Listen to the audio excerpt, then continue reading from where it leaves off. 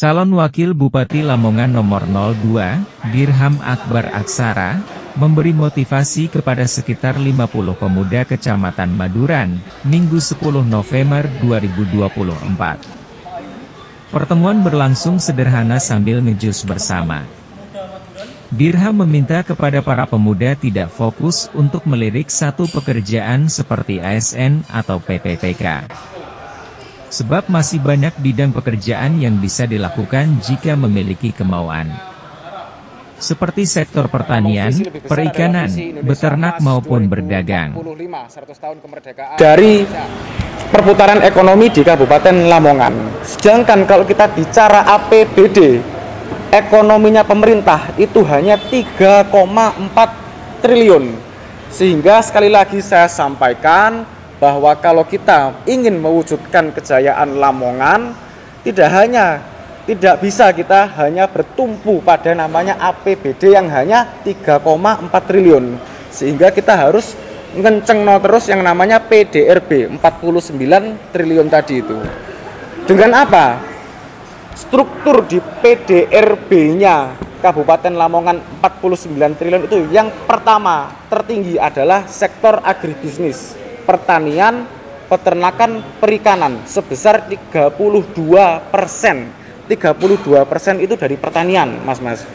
Yang kedua adalah sektor perdagangan, jasa usaha, itu sebesar 20%. 20% ini termasuk UMKM di situ.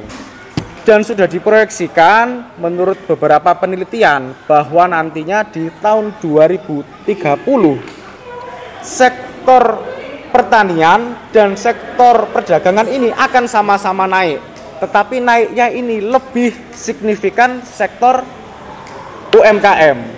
Jadi nanti pertanian ini akan tergerus menjadi peringkat kedua dan 20% dari total PDRB. Peringkat satunya adalah UMKM. Disitulah kita harus mempersiapkan, walaupun tidak menjadi pengusaha, walaupun tidak menjadi entrepreneur, setidaknya kita memiliki jiwa entrepreneurship, jiwa berkompetisi. Karena dengan kompetisi inilah menumbuhkan semangat kita untuk maju bersama-sama. Seperti itu. Segala usaha yang dimulai dari yang kecil, akhirnya akan mampu bertahan dan berdaya saing. Para pemuda harus bisa melirik kewirausahaan sejak dini untuk memupuk kemandirian dan meningkatkan keterampilan dalam proses membentuk generasi penerus yang berdaya saing dan mampu menjawab tantangan di masa depan. Yang paling kenceng adalah kampanye-kampanye black campaign maupun negatif campaign. Atau juga ada yang namanya hoax ya, berita-berita palsu. Tidak hanya itu, ada istilah namanya hate speech. Hate speech itu omongan-omongan yang menebar kebencian, sehingga itu kan bisa dibilang itu termasuk dari black campaign sendiri. Nah, Mas, ini pesan bahwa kita sebagai pemuda harus melek literasi digitalnya, sehingga berita-berita apapun itu harus cross check. Sumbernya dari mana, siapa yang membuat, valid gak berita itu, seperti itu. Apalagi Dirham juga mengingatkan bahwa pemuda Lamongan harus peka terhadap peta politik saat ini. Jangan sampai pemuda terprovokasi dengan informasi hoax, sehingga meruntuhkan persatuan dan keharmonisan di Lamongan. Bukan oleh kampanye lawan, kira-kira menurut sampean pantas gak untuk seperti itu?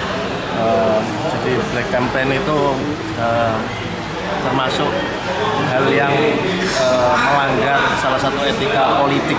Jadi saya pribadi, pertama saya sangat tidak suka dengan model-model black campaign apapun bentuknya, karena memang jalannya politik itu dalam pemilihan harus secara sehat.